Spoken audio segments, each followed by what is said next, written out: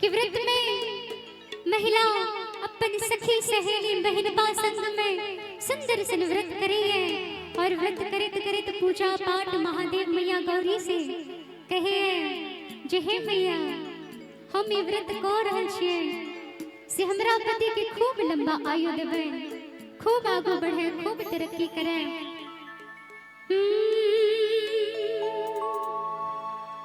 कि सखी सहेली मिलकर गा रहे बड़े प्यारे से भाव में क्या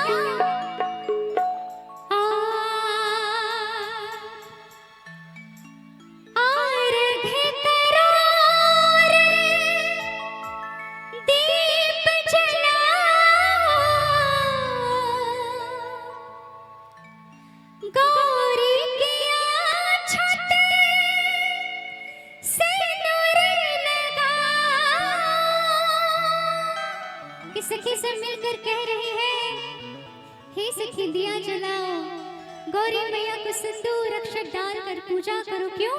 क्योंकि के गाओ गाओ सखी मंगल की,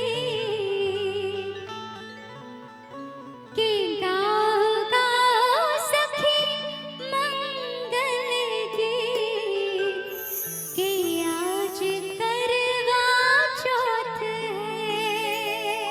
मान लीजिए कि आज करवा चौथ है ना, वैसे भी 2 दिन बाद है तो आज ही मना लेते हैं। कैसे?